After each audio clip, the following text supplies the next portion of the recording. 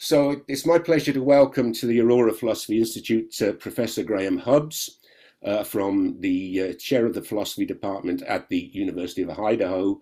And he's going to talk about G.E. Anscombe, Gertrude Elizabeth Margaret Anscombe, Yeah. who was the late professor of philosophy at the University of Cambridge, associate of Wittgenstein, and one of the leading woman philosophers of the 20th century. Graham. Great. Thanks to all. So as John indicated in the unrecorded introduction, I've been working on the ontology of money for the last handful of years. My prior expertise and work was in theories of practical rationality that have grown out of the work of Anscombe in the middle of the 20th century, and in particular her book Intention, which will be the or what we'll end up focusing on today. Oops, it is not letting my slides go. There we go. Okay, so there is, here's a picture of Anscombe, a little bit of her biography to get going here. She was born in Limerick, Ireland on March 18th of 1919.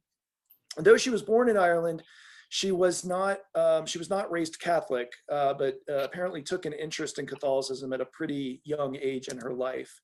When she left Ireland to go to Oxford to study at university at St. Hugh's College, she immediately began taking up studies of Catholicism in conjunction with her philosophical studies. And she converted to Catholicism shortly after arriving at Oxford. The role of Catholicism in her philosophy and in her scholarship is something that we'll be touching on over the course of this discussion.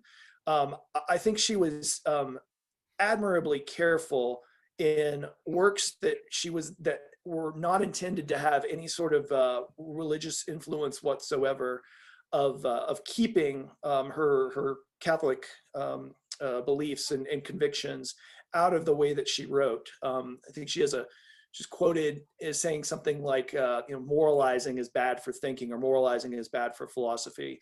One of her projects, as we'll see going forward here, is to find a way to give a grounds for doing moral philosophy before actually engaging in substantive moral philosophy itself.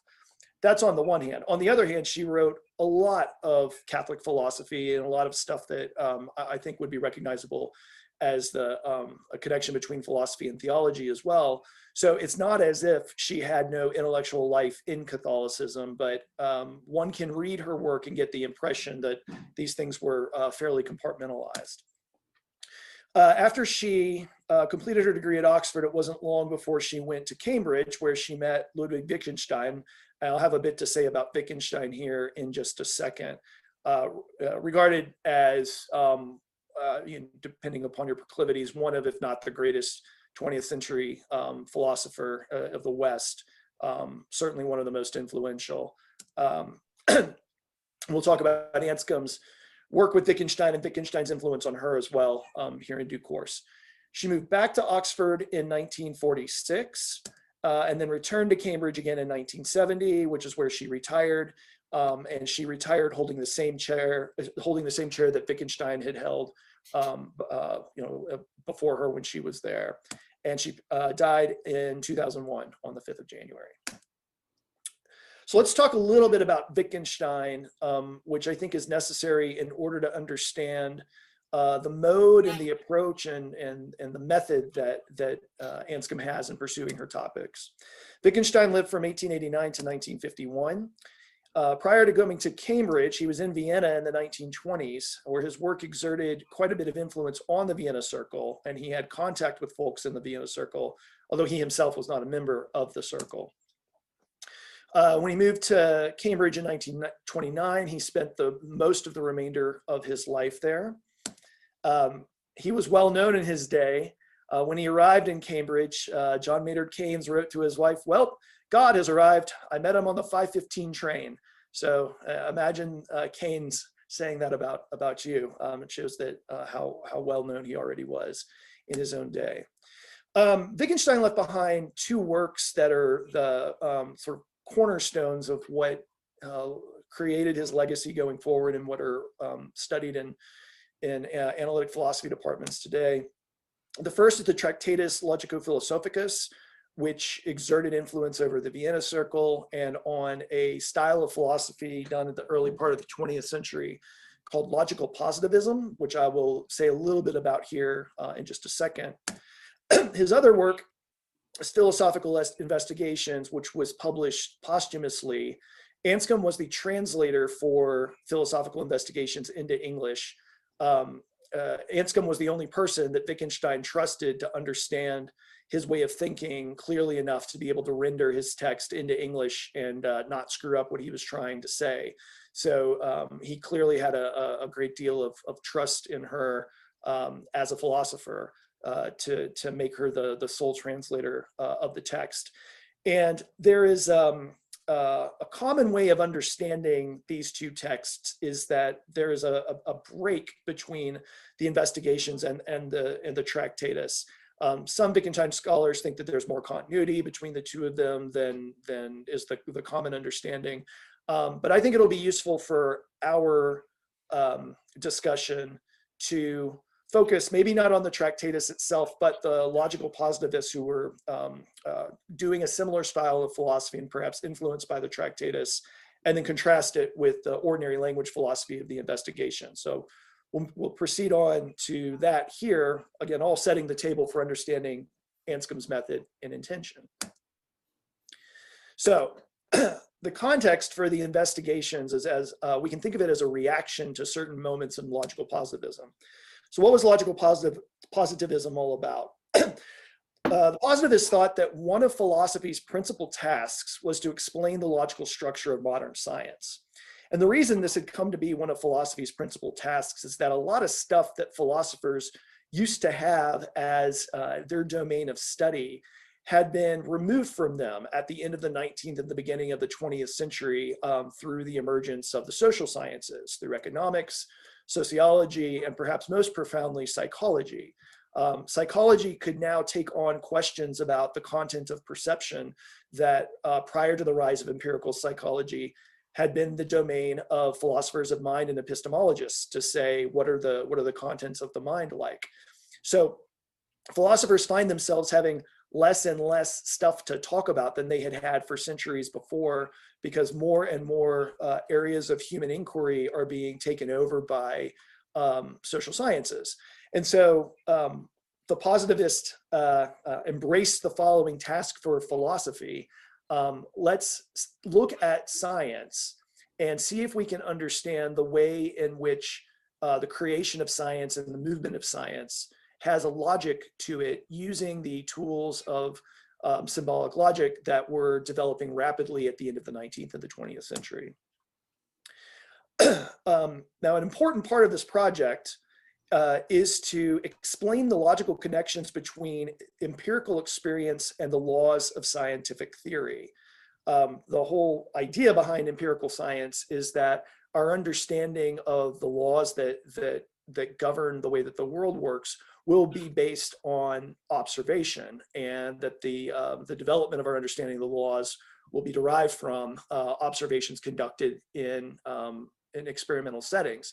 So figuring out what the connection is between particular empirical observations and general laws that are supposed to have a universality to them that's distinct from the particularity of observing something on any given event. That's part of what the project of logical positivism was to explain the logic that connects the particulars of experience up to the general laws that are the statements of the scientific theory. So this in turn ends up giving philosophy of language a place of pride and primacy in the positivist program that then continues on throughout analytic philosophy in the 20th century. Now that might seem surprising at first glance. You might think, well, I thought the positivists were going to try to figure out like how physics and chemistry and maybe biology have a logic to them. That seems like you would want to study rocks and atoms and badgers and beavers and then think about laws. Where does language come into any of this? Well, logic studies the relation within and between propositions. Other kinds of formal study that exist are geometry, which studies the relations, the kind of thing that you learn in maybe elementary or high school is the relations between shapes that have a certain kind of regularity, circles, triangles, or whatever. When we think about the universal rigor and regularity and law-likeness of logic, we're not studying spatial relations, but rather we're studying relations of inference and entailment from one proposition over to another. So if science has a logic, then it is because of the logical relations that hold between specifically scientific propositions. And so that becomes the locus of inquiry. When we're talking then about studying the connection between experience and theory, when put through the lens of philosophy of language, what this becomes then is a study of the relationship between observation sentences that get their meaning as the result of being conducted in an observational setting, and theoretical sentences that have universal quantification in them, all heavy objects fall to the ground or something like that.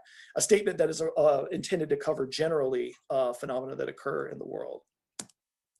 So there are two important tenets here that I want to note before we move on to Wittgenstein's critique of logical positivism. One is that the positivists thought that most metaphysics is garbage, that a lot of what has paraded as philosophy into the 20th century is just a bunch of nonsense. I think the British Hegelianism was live at the end of the 20th century, and I think they had it out for the Hegelians as well. Science can do away without, science doesn't need armchair metaphysical speculation, and a philosophy should have no part in engaging in such an activity.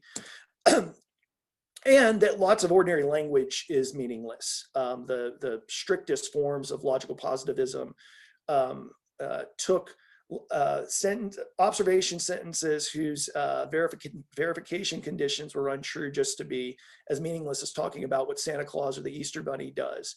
So it creates a sort of austere picture of what legitimate, good, potentially truth-bearing language is that's suitable for doing science, and everything else is just a bunch of like nonsense that the hoi polloi engage in. Okay, so I think the way to understand Wittgenstein's attitude in the investigations and this turn to ordinary language philosophy is to accept the starting point that when we do philosophy, we can't get beyond language.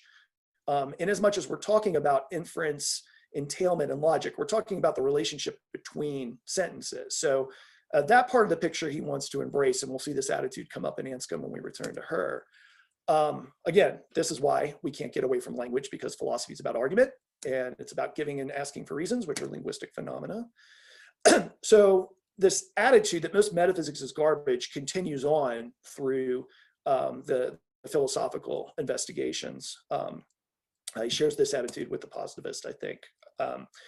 However, he disagrees with the artificial picture of language that was advanced by logical positivism. He thinks, in fact, most ordinary language use is meaningful. And what that leads us to do whenever we're engaging in a philosophical enterprise that may have been conducted by trying to do metaphysics in the vein of Descartes or Leibniz back in the high modern period, is instead to think about the way that we're talking about what's going on and to focus on our use of propositions in order to articulate whatever the domain is, be it ethics, epistemology, metaphysics, and start by asking ourselves, what do we mean when we say, and then fill in the blank of whatever the key concept or key proposition is that's under analysis.